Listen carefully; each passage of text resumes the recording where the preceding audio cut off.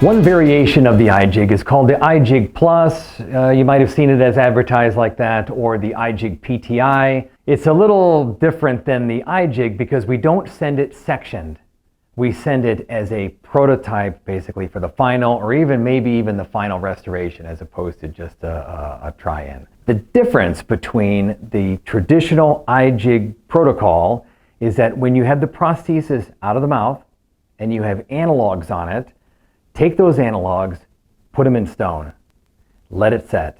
When that stone is set, you have just made us a master cast.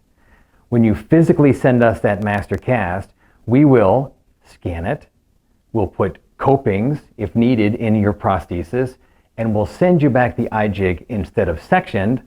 We'll send it back to you in one piece, a prototype for a final, on the second appointment, which means all you have to do is seat it, equilibrate it, take a new bite if needed, do a wash impression if there are any gaps, then we go to final.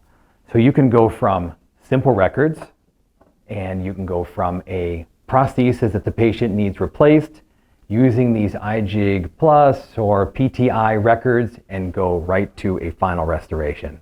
It's magical.